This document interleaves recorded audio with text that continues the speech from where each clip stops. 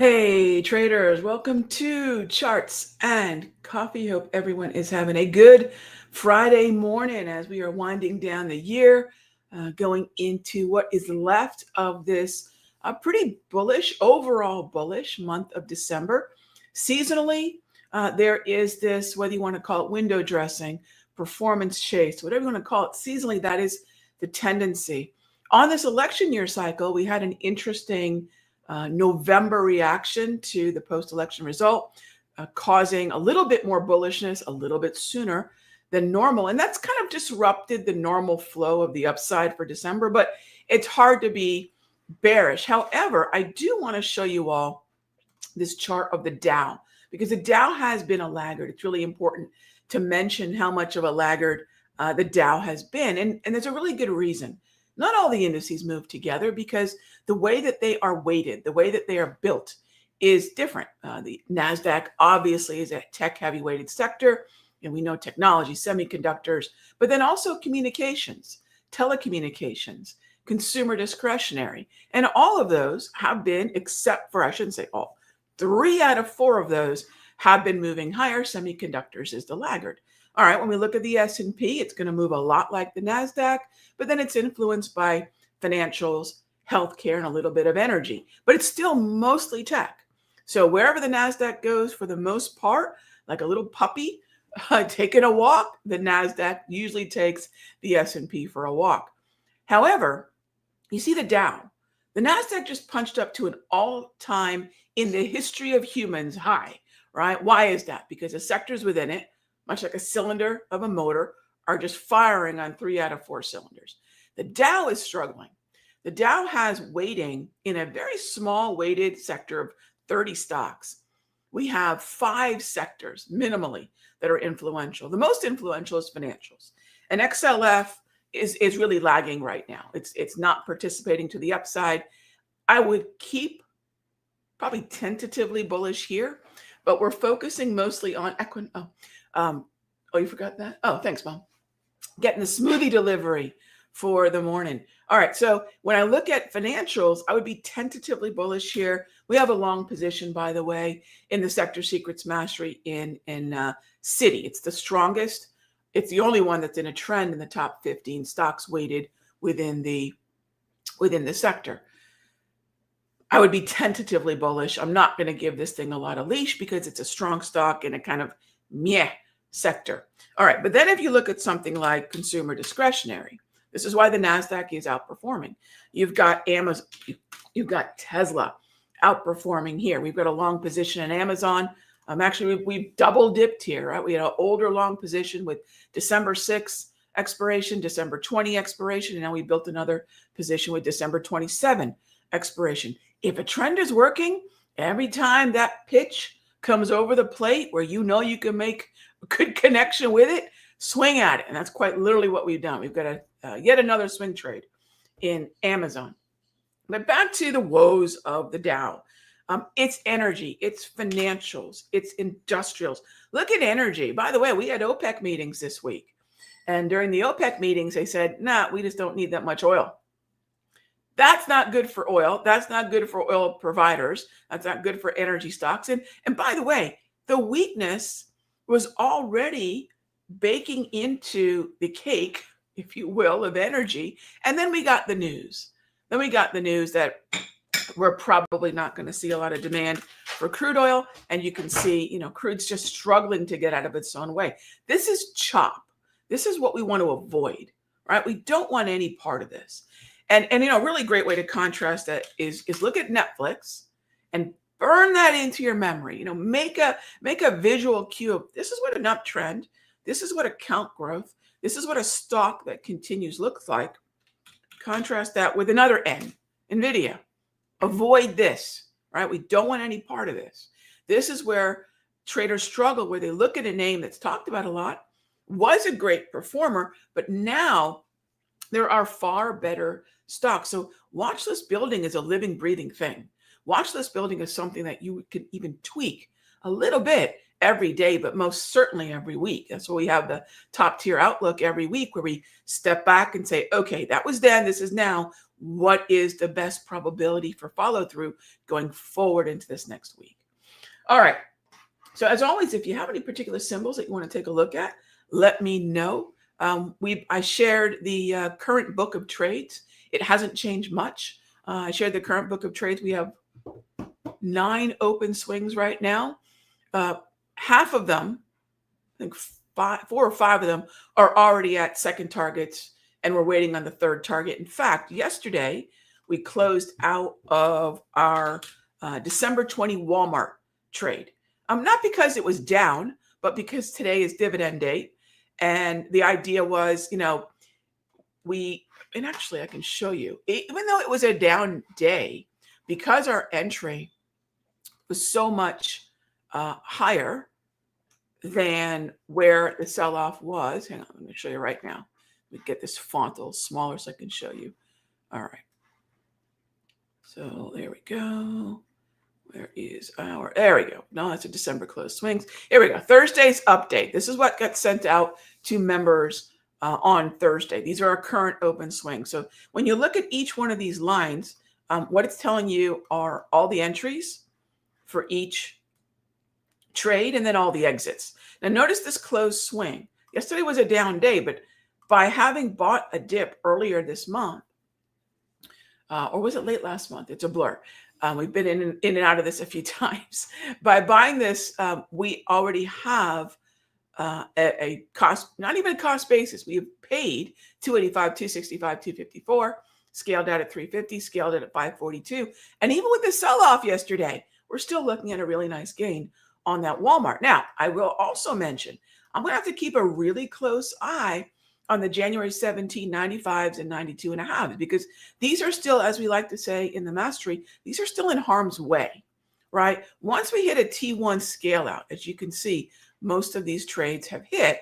Once we hit a T1 scale out, the risk is skewed in our favor. That's what I teach in the room. We're always looking to skew risk in our favor. And then once we've skewed risk in our favor, where we basically minimized it, yes, then we start to skew reward in our favor, where we're incrementally locking in more unrealized profit as the trend goes in our favor. That's why we can keep trades on and open for days, if not weeks, and really capitalize on some big moves. Moves that, while I love day trading, you're not going to capture in the same way. So day trading would be the way that I think about it, is a great addition to a foundation of swing trading, right? And the reason I love swing trading is the bulk of market participants. Look, how many traders really get to sit behind their computer? I know how lucky I am, and a lot of you know how lucky you are too, that we can sit in front of the computers for most of the trading day, and this is our vocation. This is what we do.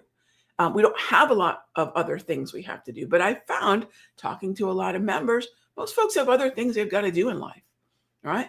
And swing trading is the best style that doesn't keep you glued to the screen. You can really use an alert, especially if there's setup alerts, like we do in the mastery, and manage a life and manage to be also a trader. So that's where we want to think about the way in which our life outside of the candles, aside from the charts, can fit into a style. And I don't always find, as much as it's very popular, that day trading is always that realistic for most people. So that's why I say, get a foundation in swing trading. It'll make you a better investor as well. I will tell you that. And then when and as you have time, add supplement, right? Supplement, don't supplant, supplement your swing trading with some day trading. All right. So, and that could be scalping too, right? So if you have a Monday where you say, gosh, I might have an hour or two today to take a look at the market at certain times, that's where the day trading and the scalping can really, again, supplement what you're doing. All right. Next up is questions. Good morning. Good morning. Absolutely. If you want to see more about what we're doing, why we're in things like Walmart, why we're in things like Amazon, why we're not in things like semiconductors and NVIDIA, check out 2 things. One, check out what we're doing in the Sector Secrets Mastery, but check out the last video that I did. I think it was on Tuesday, and it was called the Do Not Watch List, a very important concept.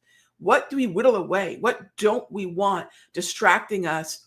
Even though financial media might be yakking about that symbol, What do we do not want on our list? What we do not want to commit our capital to? How do we manage risk? And part of that is finding things that are not getting lower that we want to buy, right? What's good money after just a bad idea? Darn near anything in healthcare, right? Why would anyone be in healthcare? Because they don't understand the do not watch list, right? So, our trading is risky, gang. I don't know if anyone's told you that. Trading is risky and it can be kind of hard. It's really hard if you don't have a process, and it's really hard if you don't go with the flow. We're surfers. Who here surfed? Yes. The ocean doesn't care that we're on the wave. Our job is to put ourselves in a position to paddle out to the wave and ride it. And if that's our job is observation and maybe some cardio. All right, so let's get to it. Questions on Apple. All right, Lorraine. So if I'm looking at Apple, all right, so this is kind of a latecomer to the bullish party, but it's earned its trend. It's earned its way onto the bullish watch list. Is it the most established trend? No, but it is a trend. And it became a trend. And this is how specific in real time we want to be about trend assessment. Trends are easy to see in hindsight, but how do we make an assessment where day by day you can actually have as finite and as confident a view as, for example, Tuesday was a trend, but I would say I would not be as bullish on the 5th, whatever the 5th was. So I can look at last Thursday and say, not a trend. And I can look at this past Wednesday and say, we're a trend. That's how specific I want to be about trend versus not trend. The other thing too is once we've plotted at least 5 green candles in a row, I can start being a little bit more aggressively bullish. That's how powerful those top tier candles are. So you want to buy a dip in the gray zone. Yeah, easy peasy. Lorraine, wait for the green candle to sink down into the gray zone. That's going to be where we want to look for our long call position. Thanks for the question. And yeah, let's put it on the watch list, because when we look at, here's a really good way to think about it. When we look at the XLK, and this is oftentimes, again, some of the assumptions that traders make when they don't have a process for watch list building. Okay, so this is the XLK here. Is everything in an uptrend? Is everything of equal value bullishly? No. Trade Qualcomm and AMD and even Oracle if you hate your money. Nobody here it does, right? So, Oracle, no. AMD, no. That's your do not watch list. I throw ACN on the do not watch list, right? So then even AVGO, likely on that do not watch list. NVIDIA, definitely not on the do not watch list. Apple, yes. Microsoft, yes. Salesforce, yes. Cisco, yes. IBM, yes. That's how specific we want to get. Even XLK is a broader ETF. I would say it's okay. Not maybe my favorite. This might be a better environment where the individual stock could be better than the bigger sector. So that's how Apple is a yes. And then those are some of the other yeses, by the way, Lorraine, within the XLK. All right, next up is looking at IWM. Sure. I don't know where the small cap narrative got a little wobbly, but it has. It hasn't been keeping pace with the bullishness of the NASDAQ and the S&P. Regional banks are still very, very strong, but they're just not keeping pace. So one of the things that we've been doing, because we do like the small cap narrative, is we're not only looking at IWM, we're not only looking at the regional bank sector, but we're also looking at the FFTY. And this is just another way to look at small caps that have a lot of attention because they're on that IBD 50 list. And if they're on that IBD 50 list, that means they've got attention, they've got some liquidity. And, frankly, when you look at something like the IBD 50 list, as long as the stock is on the list, it's going to have attention. And not that I'm in no way investing in those names, but there's going to be possibly trading volatility. And so 3 places I'm looking for small caps. Now, as far as that IWM setup goes, I would say with that yellow candle, it's not that I don't want to buy Russell. It's not that I don't want to buy the Russell futures or the IWM ETF or even KRE or Zion. The problem is there are so many other symbols that have a trend that have the consistency of the green candles, that this is not off the list. It's just a little further down the list. If this is the Billboard Top 40, maybe this is the 30th most popular song on the in the country kind of thinking. I want to stick with the top 10, right? I want to stick with the stuff that's getting good radio play, lots of attention, lots of airtime.